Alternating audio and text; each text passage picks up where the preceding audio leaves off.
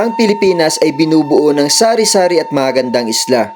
At hindi nyo ba alam na dito sa lugar namin sa Bicol, meron din mga lugar na kung saan matatagpuan ng magagandang isla na dinadayo ng mga turista. Dito lang yan sa bayan ng Sangay, Camarines Sur. Halika at tuklasin natin ang lugar na to. Hinanap namin ang Sangay, Camarines Sur sa Google at ang nakita namin dito, ito pala ay 4th class municipality in the province of Camarines Sur.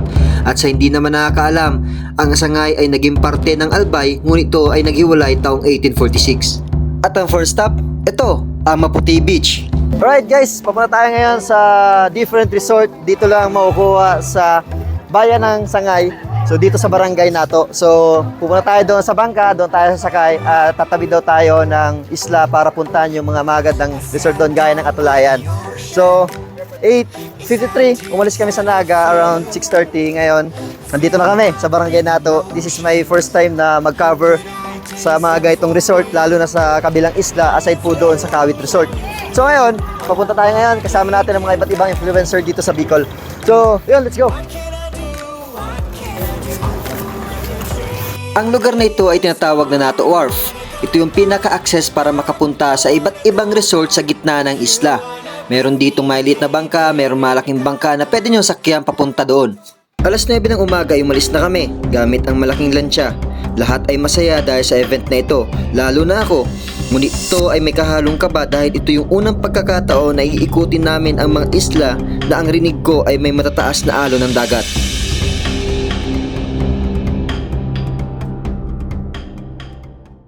At pagkatapos ng ilang minuto ay narating din namin ang unang spot, ang Maputi Beach.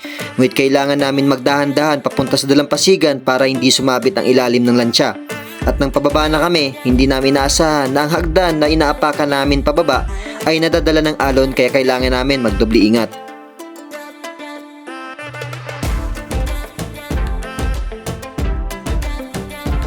At noong lahat na ay nasa baba, eto na, kanya-kanyang palipad ng drone, kanya-kanyang take ng photos at kanya-kanyang kuha ng mga videos. Gaya nito. 2 a.m. in the car playing our favorite song. Turn it up, windows down, we sing along. The summer night has just begun. The moon is bright, let's have some fun. Oh, this is everything with you right next to me. So alive, and tonight I'm thinking that I don't wanna go. Alright, so good morning sa inyo lahat. Nandito tayo ngayon sa Maputi Beach, dito lang sa bayan ng Sangay. Nais ko na pakita sa inyo ang ganda ng tanawin dito, ang ganda ng atraksyon kasi kung makikita yung tubig napakalinaw, bluish na bluish. Pero ngayon high tide kaya maalon. So ito, makikita nyo mga bato na malaki dito. So ito po yung Maputi Beach kaso hindi pa siya develop kasi privately owned pa. Pero sana maging resort din to sa darating na panahon. So simula po sa Nato Wharf, doon kaya sakay. So 10 to 15 minutes ang travel gamit yung mga malaking lansya dito. Kaso lang kung kayo may iluhin, medyo talagang susukay dito kasi napakataas ng mga alon. So simula doon sa gitna hanggang dito, malakas ang alon niya. Pero kung makikita nyo, napakaganda dito. So tumigil lang kami dito, ito yung first stop namin. Kaya binigyan lang kayo 5 minutes para mag-vlog dito at mag-explore. So nagpalipad na rin akong drone. So yun, kung kayo mapadpad dito sa Nato, huwag niyong palampasin na hindi ito bisitahin kasi napakaganda dito. At pagkatapos namin mag-vlog dito sa Maputi Beach, kanya-kanya kami balik sa lansya. Anong sunod na rota? Ito, ang Patitiknan White Resort.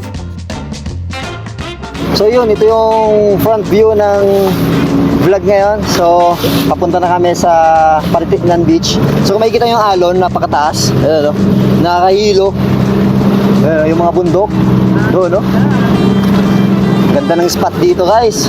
So pag napadpad kayo dito, siguro din yung mag-island hopping kayo dito kasi napakaganda. So ngayon, inimbitahan tayo ng Sangay para mag-beach hopping naman. So galing pa lang kami sa Maputi Beach. Kaya talagang sinusulit namin ang mga oras na meron kami ngayon kasi napakaganda. So magiging memory to, magiging alaala to.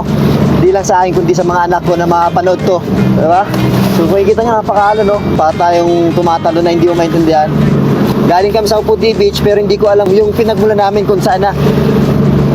oh.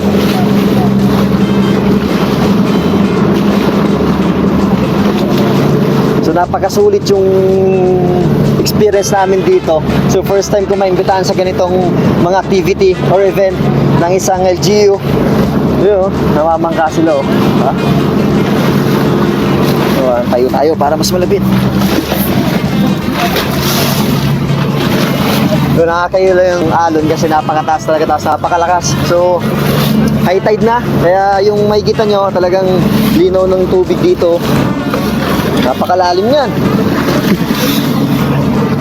So hindi ko alam kung saan direksyon namin. Siguro papunta kami doon sa nakikita namin na bundok. First time nga namin dito.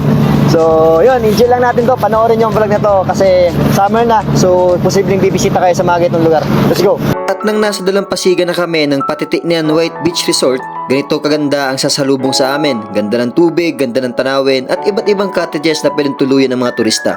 Nang lahat ay nasa baba na, ganun pa din. Kanya-kanyang kuha ng videos, kanya-kanyang take ng photos, at syempre hindi mawawala ang drone shot namin dyan. Gaya nito.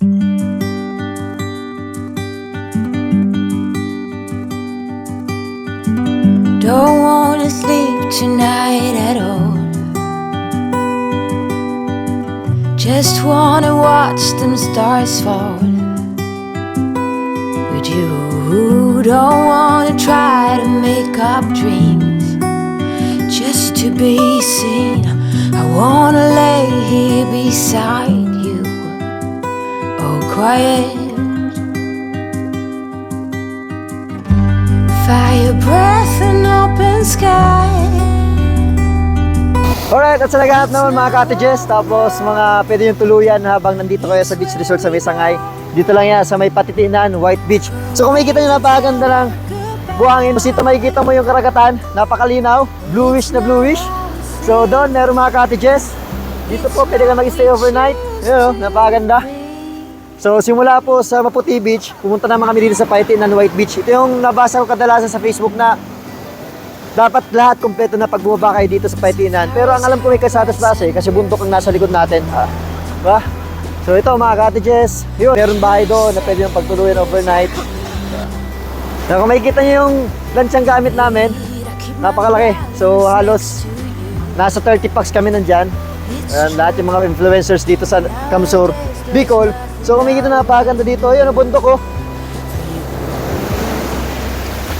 Yo, ganda lang. Ano ng tubig, oh. So maalon lang kasi high tide. Pero kung makikita nyo, napakaganda ng attraction dito. Ito sa mga pinupuntahan dito sa Sangay. Okay, so first time na pumunta dito. Sunod naman Atulayan. So kaya kung naghahanap kayong beach resort, natutuluyan nyo dito sa Sangay. Isa rin to sa pwede nyo ilagay sa itinerary nyo kasama yung pamilya at tropa. So yun, Patitiknian Beach Resort. Dito lang makukuha sa Bayan ng Sangay, Camarines Resort. Peace out! I've never been so ready. At pagkatapos nga namin dito sa Patitiknian White Beach Resort, punta naman tayo sa isla ng Atulayan. Habang binabagtas namin ang dagat papunta sa Atulayan, ito ang napansin ng aking mga mata, ang linaw ng ilalim ng tubig nito. At nang naabot namin ang islang ito, namangha ako dahil sa ganda ng tanawin, ganda ng dagat, ganda ng bundok. Yung para bang nasa paraiso ka, kaya sa lamang sabi ko, ingatan nyo to dahil ito ay isang regalo na pinairam sa atin ng taas.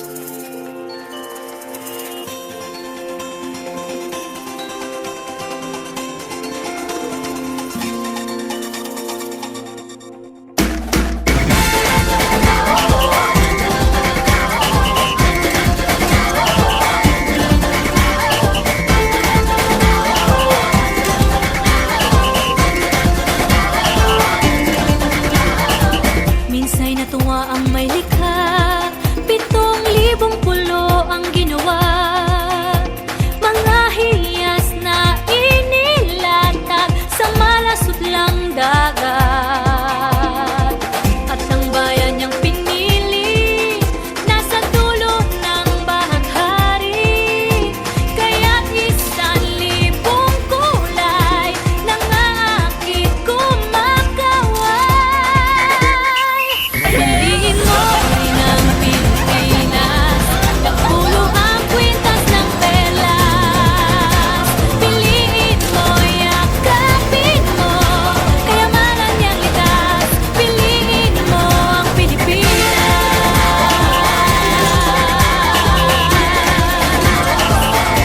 Inyo, gaano kaganda ang lugar nyo? Explore natin.